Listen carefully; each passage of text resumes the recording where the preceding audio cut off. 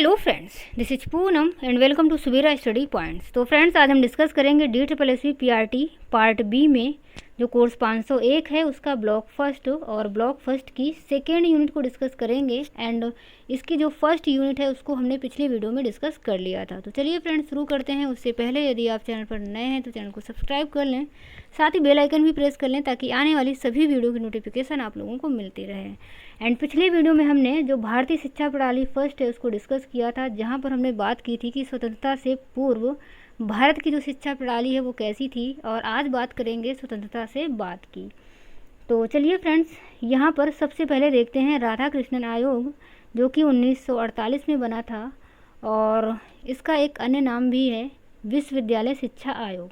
तो इस नाम को भी आप याद रखेंगे कि जो राधा कृष्णन आयोग है इसको और किस नाम से जाना जाता है, तो विश्वविद्यालय शिक्षा आयोग, यानी कि ये विश्वविद्यालय जो शिक्षा है उसके परिप्रेक्ष्य में आया था। तो यहाँ पर विश्वविद्यालय शिक्षा के उद्देश्यों में परिवर्तन करना इसका उद्देश्य था। साथ ही appointed by government of India in 1948 होगा, यहाँ पर ये 44 लिख गया है, इसको आप लोग सही कर लेना, 48 होगा। यानी कि इसकी जो स्थापना हुई थी ये 1948 में हुई थी। इसके अलावा इसमें एक और सिफारिश की गई थी कि जो विश्वविद्यालय अनुदान आयोग की स्थापना की सिफारिश की गई थी, यानी कि विश्वविद्यालयों को चलाने के लिए अनुदान राशि दी जाए। तो इसलिए जो UGC है, यानी कि विश्वविद्यालय अनुदान, इसकी स्थापना की गई थी। यूनिवर्सिटी ग्रांट कमीशन, इसका फुल फॉर्म भी आप लोग याद कर लेंगे, एग्जाम में पूछ लिया जाता है। इसके अलावा जो इसकी रिपोर्ट आई थी वो आई थी 25 अगस्त 1949 को, यानी कि आपको दोनों डेट याद रखनी है कि 1948 में इसकी स्थापना होती है, इसका जो गठन किया जाता है वो किया जाता है 1948 में, किंतु इसकी जो रिपोर्ट आई थी वो आई थी 1949 में। तो इसको आपको याद रखना है। एंड आगे अगर बात करें तो उच्च शिक्षा को समवर्ती सूची में लाया जाए ताकि केंद्र और राज्य की सरकारों पर उत्तरदायित्व डाला जा सके। यानी कि ये जो आयोग आया था इसी में ये बात की गई थी कि जो उच्च शिक्षा है उसको भी समवर्ती सूची में लाया जाए ताकि केंद्र और राज्य दोनों ही सरकारों पर उत्तरदायित्व डाला जा सके। और विश्वविद्यालयों को भवन निर्माण, वाचनालय, पुस्तकालय आदि के लिए निर्माण के लिए अनुदान दिया जाए। तो इन सभी के निर्माण के लिए ही अनुदान दिया जाए, इसी वजह से UGC की स्थापना की गई थी। और आगे अगर बात करें तो उच्च शिक्षा को भी यहाँ पर बोला गया था कि 3 भागों में विभाजित किया जाए, स्नातक, परास्नातक और शोध अध्ययन। यहाँ पर जो स्नातक है वो 3 वर्ष का रखा जाए एंड परास्नातक 2 वर्ष का, और जो शोध अध्ययन है ये भी 2 वर्ष का होना चाहिए। इसके अलावा शिक्षा के 3 वर्ग हों, कला, विज्ञान और व्यावसायिक एवं तकनीकी शिक्षा। साथ ही जो व्यावसायिक एवं तकनीकी शिक्षा थी इसको 6 भागों में बांटा जाए, वाणिज्य, कृषि, कानून, मेडिकल, अध्यापक प्रशिक्षण और प्रौद्योगिकी एवं तकनीकी। तो ये 6 क्षेत्र हैं जिसमें व्यावसायिक एवं तकनीकी शिक्षा को बांटा जाए। इसके बाद आगे बात कर लेते हैं माध्यमिक शिक्षा आयोग की, जिसका जो उपनाम है वो है मुदालियर आयोग। तो मुदालियर आयोग की यदि बात करें तो इसका जो गठन हुआ था वो हुआ था 1952 में, और इसके जो अध्यक्ष हैं तो अध्यक्ष थे लक्ष्मण स्वामी मुदालियर, जो कि मद्रास विश्वविद्यालय के कुलपति भी थे। तो ये भी आपको याद रखना है। एंड जो गठन हुआ था वो हुआ था 23 सितंबर 1952 में, और इसकी जो रिपोर्ट आई थी ये आई थी 29 अगस्त 1953 में। तो ये दोनों ही डेट आपको याद रखनी है कि गठन हुआ था 1952 में और जो रिपोर्ट प्रस्तुत की गई थी वो आई थी 1953 में। साथ ही माध्यमिक शिक्षा की जांच हेतु, यानी कि जो अभी हमने पहले पढ़ा विश्वविद्यालय आयोग, तो वो विश्वविद्यालय की शिक्षा के लिए आया था, जबकि ये जो है ये है माध्यमिक शिक्षा आयोग, तो ये आया था माध्यमिक शिक्षा की जाँच हेतु। एंड यहाँ पर टीचर ट्रेनिंग के लिए 2 प्रकार के इंस्टीट्यूट की सिफारिश भी की गई थी कि जो टीचर्स हैं उनकी भी ट्रेनिंग होनी चाहिए, उन्हें भी प्रशिक्षण दिया जाए। तो इसलिए यहाँ पर 2 प्रकार के इंस्टीट्यूट की सिफारिश भी की गई थी। एक प्राथमिक शिक्षक प्रशिक्षण संस्थान, जो कि 2 साल के लिए रहेगा और इसको हम 12th के बाद कर सकते हैं, जैसे कि BTC। और जो माध्यमिक शिक्षक जो प्रशिक्षण संस्थान था ये 1 साल के लिए था, और इसको हमें ग्रेजुएशन के बाद जो कि B.Ed था। तो B.Ed पहले 1 साल का होता था जिसको अब 2 साल का कर दिया गया है। इसके अलावा आवासीय सुविधाओं के साथ निःशुल्क प्रशिक्षण, तो इसका भी प्रावधान किया गया था कि आवासीय सुविधाएं भी दी जाएं और उसके साथ निःशुल्क प्रशिक्षण करवाया जाए टीचर्स का। इसके बाद आगे बात करें National Committee on Women's Education, यानी कि महिला शिक्षा के लिए एक कमेटी बनी और इसका जो उपनाम है वो है दुर्गाबाई देशमुख समिति।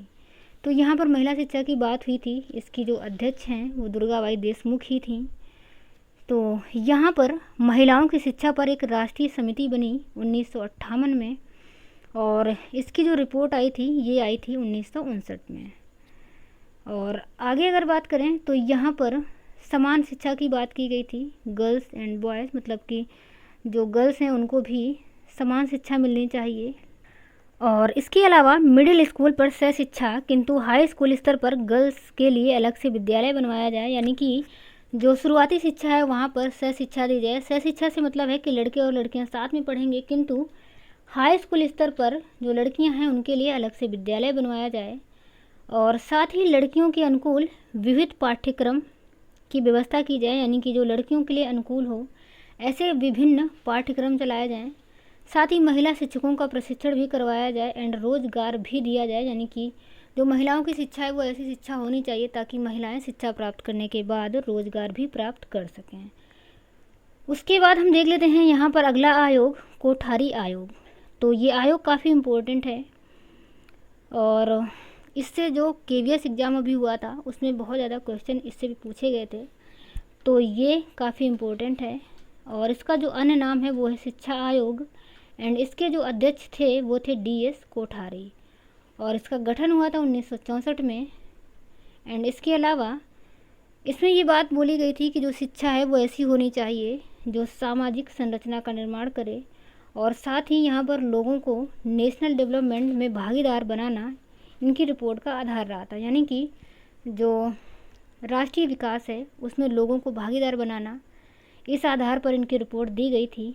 और the commission set 12 task force for different educational sector, यानी कि इस कमीशन के द्वारा 12 ऐसे टास्क फोर्स का गठन किया गया था जो शिक्षा के भिन्न भिन्न क्षेत्रों में काम करेंगे, जैसे कि स्कूल एजुकेशन, हायर एजुकेशन पर बात करेंगे, टेक्निकल एजुकेशन पर या फिर एग्रीकल्चरल एजुकेशन आदि सभी पर बात करेंगे। ऐसे 12 टास्क फोर्स का गठन किया गया था।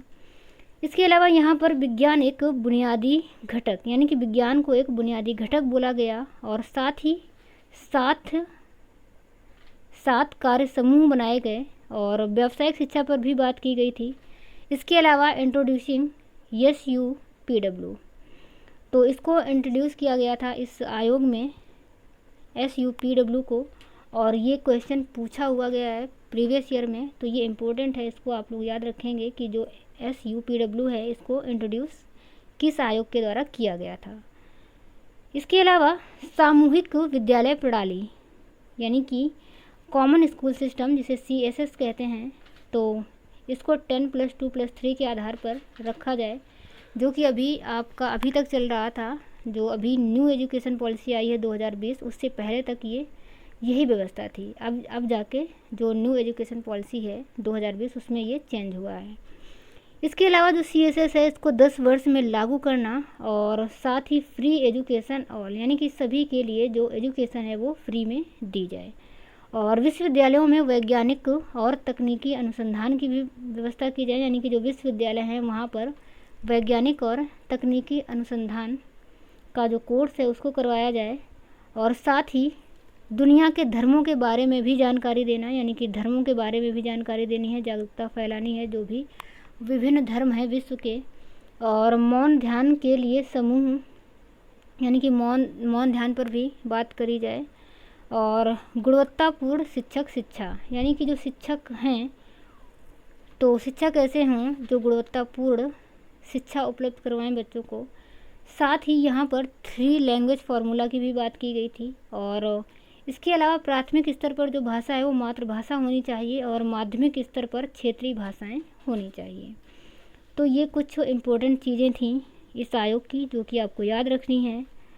और आगे हम बात कर लेते हैं यशपाल समिति, तो ये भी इम्पोर्टेंट समिति है।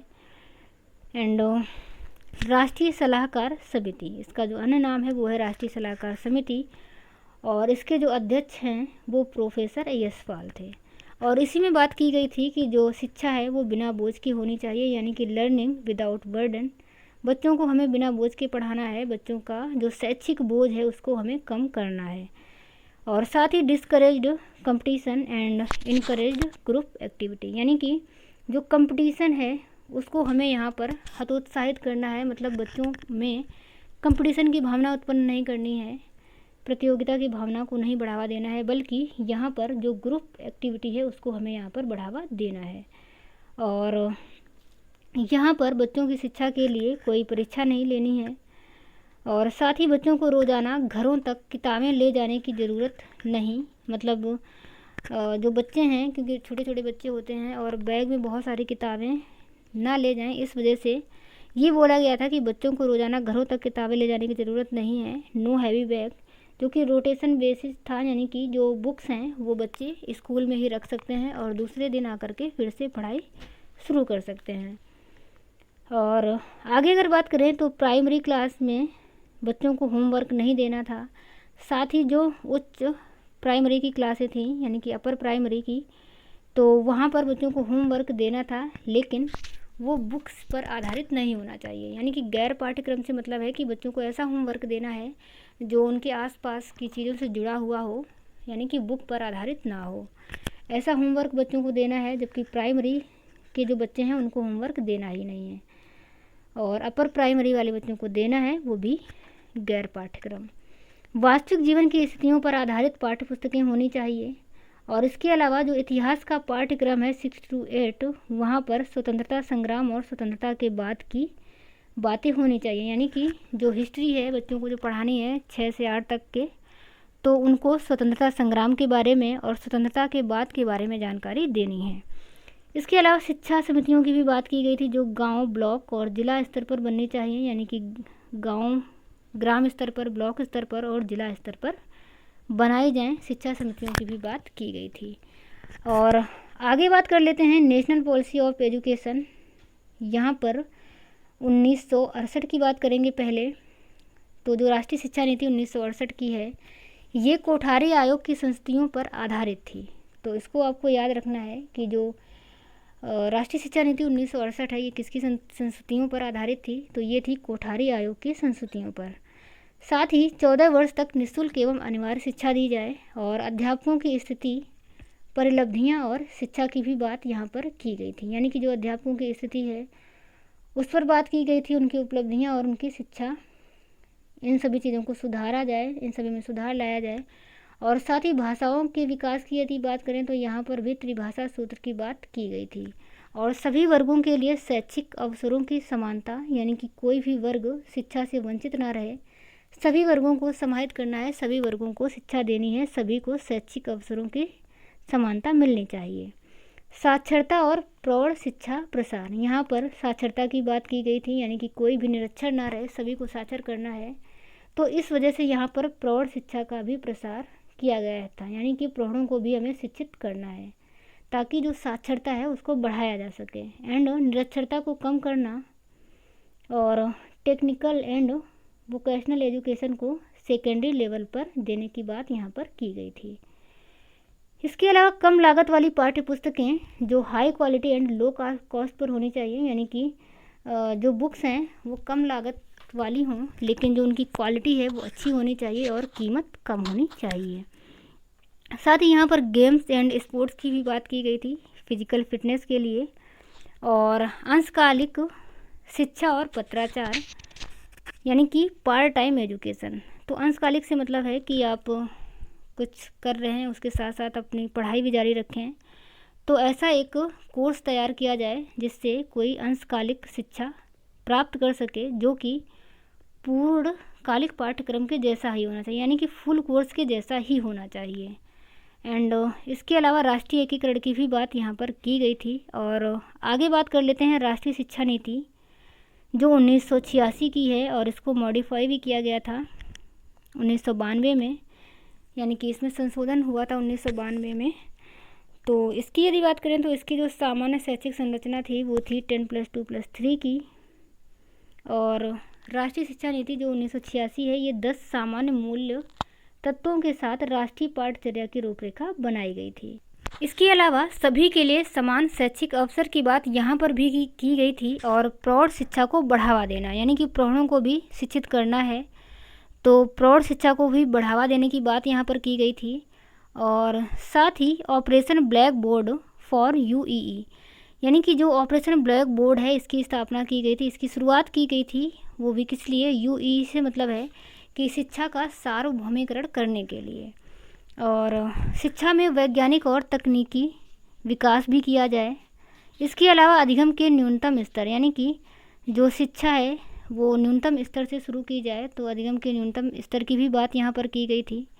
और नवोदय विद्यालय की भी सिफारिश की गई थी। और इसके अलावा शिक्षा का व्यावसायीकरण किया जाए, यानी कि शिक्षा ऐसी हो जिसमें व्यावसायिक शिक्षा भी बच्चों को दी जाए, ताकि वे शिक्षा पाने के बाद कुछ न कुछ अपना व्यवसाय कर सकें। तो शिक्षा का व्यावसायीकरण करना और शिक्षक की स्थिति को ऊपर उठाना। तो शिक्षक की स्थिति को ऊपर उठाने के लिए यहाँ पर SCERT और डाइट की स्थापना की गई थी, जहाँ पर शिक्षकों का प्रशिक्षण किया जा सके।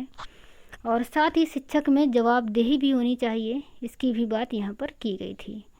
और इसके अलावा social, economic, cultural, environmental issues पर जागरूकता लाना।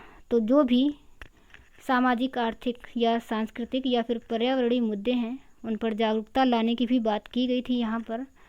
और कॉन्सर्न ऑफ एलिमेंट्री एजुकेशन, यानी कि जो चिंताएं थी प्राथमिक शिक्षा की या सार्वभौमिकरण शिक्षा की, कि इस तरीके के प्रोग्राम चलाए गए थे, उसके बाद भी जो बच्चे हैं वो कम संख्या में जा रहे थे स्कूल में, या फिर बहुत सारी ऐसी समस्याएं आ रही थी जिससे जो साक्षरता है वो बढ़ नहीं पा रही थी। तो वो चिंताएं कौन कौन सी थी? एक तो नामांकन कम होना, और साथ ही बच्चों को स्कूल से निकलवा लेना, यानी कि जो बच्चे हैं वो ड्रॉप आउट कर जाते थे, निकल जाते थे बीच से ही। और भी कारण हैं, जैसे कि अप्रशिक्षित शिक्षक, यानी कि जो शिक्षक थे वो भी पूरी तरीके से प्रशिक्षित नहीं थे, तो ये भी एक कारण है। और छात्र शिक्षक अनुपात, यानी कि उस टाइम जो शिक्षक छात्र अनुपात है उसका भी ध्यान नहीं रखा गया था कि कितने बच्चों पर कितने शिक्षक होने चाहिए। पता चल रहा है एक ही शिक्षक है और बच्चे बहुत बहुत ज़्यादा हैं, तो ये भी एक कारण है। इसके अलावा शिक्षण सुविधाओं का भी अभाव था, और असमानता, यानी कि असमानताएं भी थीं, लिंग असमानता, शहरी ग्रामीण असमानता, क्षेत्रीय असमानता यहाँ पर, यानी कि भेदभाव काफ़ी ज़्यादा होता था, तो ये भी एक समस्या थी। इस वजह से भी बच्चे ड्रॉप आउट हो जाते थे या फिर नामांकन नहीं होता था। इसके अलावा ICT के प्रति शिक्षकों की सकारात्मक मानसिकता का निर्माण करने की बात यहाँ पर की गई थी। और उसके बाद आगे देख लेते हैं इस टेबल को कि किस तरीके से जो शिक्षा की व्यवस्था है वो की गई थी। तो सबसे पहले बात करते हैं स्टेज की, यानी कि जो प्री प्राइमरी है, और ग्रेड से मतलब है कि क्लास, यानी कि जो नर्सरी, LKG और UKG का बच्चा होगा, तो ये रहेगा 3 साल तक। 3 साल तक बच्चा नर्सरी, LKG, UKG में पढ़ेगा।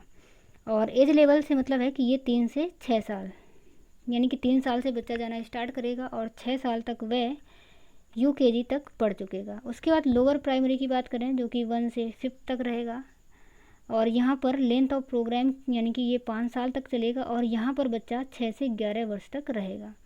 इसके अलावा अपर प्राइमरी 6 to 8, जहाँ पर 3 साल का टाइम रहेगा, और ये 11 से 14 वर्ष। एंड सेकेंडरी, यानी कि 9 to 10, तो ये 2 साल के लिए रहेगा, और यहाँ पर बच्चा 14 से लेकर के 16 वर्ष तक आ जाएगा।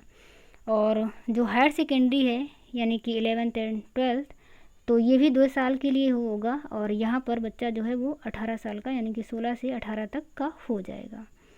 इसके बाद आगे देख लेते हैं राष्ट्रीय पाठचर्या रूपरेखा 2005। तो ये जो है ये भी यशपाल समिति के रिकमेंडेशन पर बनी थी, और फ्रेम्ड बाय NCERT, और साथ ही यहाँ पर लर्निंग विदाउट बर्डन रिपोर्ट 1993 से प्रभावित थी, यानी कि जो 1992 में यशपाल समिति बनी थी, और उसकी जो रिपोर्ट आई थी 1993 में, तो यशपाल समिति में भी लर्निंग विदाउट बर्डन की बात की गई थी, तो उसी से ये भी प्रभावित थी। और यहाँ पर जो राष्ट्रीय पाठचर्या की रूपरेखा है इसके भी अध्यक्ष यशपाल ही थे, प्रोफेसर, तो ये उसी से प्रभावित थी। और इसके अलावा जो NCF 2005 है, इस चीज़ की जांच करने के लिए आया था कि जो शैक्षिक बोझ है वो उसको कम किस तरीके से करना है, तो उसकी जो पाठचर्या है उसकी किस तरीके से पाठचर्या की रूपरेखा बनाई जाए। तो इसी वजह से राष्ट्रीय पाठचर्या की रूपरेखा 2005 आई। और इसके अलावा जो एनसीएफ हैं वो 1975, 1988 और 2000 और उसके बाद 2005, यानी कि अब तक ये 4 एनसीएफ बन चुके हैं। और आगे बात करें यदि, तो राष्ट्रीय पाठचर्या रूपरेखा की कल्पना शिक्षा प्रणाली को आधुनिक बनाने की दृष्टि से की गई थी। और यहाँ पर मार्गदर्शक सिद्धांत बताए गए हैं। तो 4 सिद्धांत यहाँ पर बताए गए हैं। ज्ञान को विद्यालय के बाहरी जीवन से जोड़ना, यानी कि जो भी बच्चों को सिखाया जाए वो विद्यालय के बाहरी जीवन से जोड़ना है, विद्यालय तक या फिर किताबों तक ही सीमित नहीं रखना है। और जो रटंत विद्या है, यानी कि रटंत को समाप्त करना है। इसके अलावा परीक्षाओं को अधिक लचीला बनाना है, ज़्यादा उसमें जटिलताएँ या कठोरपन नहीं दिखाना है, परीक्षाओं को लचीला बनाना है। साथ ही पाठचर्या को समृद्ध करना ताकि वह पाठ्य पुस्तकों से आगे जा सके, यानी कि जो पाठचर्या है वो ऐसी हो जो पाठ्य पुस्तकों तक ही सीमित ना रहे बल्कि वह पाठ्य पुस्तकों से आगे जा सके, ऐसी पाठचर्या को बनाना। और इसके अलावा एनसीएफ 2005 में भाषाओं, गणित, प्राकृतिक विज्ञान, सामाजिक विज्ञान को सीखने संबंधी महत्वपूर्ण परिवर्तन सुझाए गए थे। मतलब कि एनसीएफ 2005 में भाषा, गणित, प्राकृतिक विज्ञान और सामाजिक विज्ञान को सीखने से रिलेटेड कुछ महत्वपूर्ण परिवर्तन सुझाए गए थे। तो इसके बारे में भी बात कर लेते हैं कि भाषा के संदर्भ में मातृभाषा के माध्यम से शिक्षा पर बल और त्रिभाषा फार्मूला की अनुशंसा यहाँ पर की गई थी। और गणित में यदि बात करें तो चिंतन तथा तर्क शक्ति को बढ़ावा देना, यानी कि गणित की जो शिक्षा है वो इस तरीके से दी जाए ताकि बच्चे में चिंतन का विकास हो और तर्क शक्ति भी उसकी बढ़े। इसके अलावा विज्ञान की यदि बात करें तो इसके आधार पर बच्चों में दैनिक अनुभूतियों की जांच करने के लिए उनका विश्लेषण करने की योग्यता भी आनी चाहिए, यानी कि विज्ञान की शिक्षा ऐसी हो ताकि जो बच्चे हैं उनमें दैनिक अनुभूतियों की जांच करने की योग्यता आए, साथ ही उनका विश्लेषण करने की भी योग्यता उनके अंदर आनी चाहिए। और पर्यावरण शिक्षा की यदि बात करें तो पर्यावरण जो शिक्षा है वो प्रत्येक विषय का भाग होना चाहिए, यानी कि जो पर्यावरण शिक्षा है उसको एक अलग से विषय के रूप में नहीं रखा गया है बल्कि उसे सभी विषय के साथ पढ़ा देना है। और आगे बात करें यदि हम विवेचनात्मक अध्यापन की, तो बच्चे अपनी परिस्थितियों तथा आवश्यकताओं के आलोचनात्मक प्रेक्षक होते हैं, अतः उनकी शिक्षा और भविष्य के अवसरों से संबंधित चर्चाओं तथा समस्या समाधान करने में उन्हें भागीदार बनाना चाहिए। यानी कि जो एक बच्चा होता है वो अपनी परिस्थितियाँ तथा जो भी उसकी आवश्यकताएं होती हैं वो उनके आलोचनात्मक प्रेक्षक होते हैं, यानी कि बच्चा किस परिस्थिति से गुजर रहा है या फिर उसकी जो आवश्यकता है वो कैसी है। आवश्यकता से मतलब होता है यहाँ पर उसकी जो रुचियाँ हैं, उसकी जो क्षमताएँ हैं। तो इन सभी चीज़ों से एक बच्चा, मतलब इन सभी चीज़ों के बारे में एक बच्चा आलोचनात्मक प्रेक्षक होता है। तो इस वजह से हमें बच्चों से उनकी शिक्षा और भविष्य के अवसरों के बारे में उनसे चर्चाएं करनी चाहिए। तो चर्चाएं इसी वजह से करनी चाहिए कि उसकी आवश्यकताएं यानी कि रुचियां और क्षमताएं अलग अलग हो सकती हैं और ये बच्चा अपने बारे में अच्छे से बता सकता है। तो इसी वजह से उनकी शिक्षा के लिए और भविष्य के अवसरों के लिए हमें उनसे चर्चाएं करनी हैं तथा समस्या समाधान करने में उन्हें भागीदार भी बनाना है। उसके बाद आगे बात कर लेते हैं कि प्राथमिक स्कूल के लिए निहितार्थ। तो प्राथमिक स्कूल के लिए क्या निहितार्थ थे कि RTE act in all state, यानी कि जो आरटीई एक्ट है उसको सभी स्टेट्स में लागू किया जाए। और जो पाठचर्या संपादन अवधि है ये 200 डेज में होनी चाहिए, मतलब 200 डेज में हो जानी चाहिए। इसके अलावा जो होमवर्क है वो क्लास 2 तक कोई होमवर्क नहीं देना है एंड क्लास 3 में 1 सप्ताह में 2 घंटे, यानी कि जो क्लास 3 का बच्चा है वहाँ पर एक बच्चे को जो होमवर्क देना है वो 1 हफ्ते में इतना होमवर्क दिया जाए जो कि 2 घंटे तक का हो बस। इसके अलावा मिडिल स्कूल की यदि बात करें तो एक दिन में 1 घंटा, यानी कि सप्ताह में लगभग 5 से 6 घंटे का होमवर्क देना है। और साथ ही जो सेकेंडरी एंड हाई स्कूल है यहाँ पर एक दिन में 2 घंटे का वर्क देना है, यानी कि सप्ताह में लगभग 10 से 12 घंटे का वर्क देना है। तो चलिए फ्रेंड्स, आज की वीडियो में हम इतना ही रखते हैं और मैं आशा करती हूँ कि आपको ये सारी चीज़ें अच्छे से समझ में आई होंगी एंड आगे मिलेंगे अगले वीडियो में। तब तक के लिए bye bye and take care.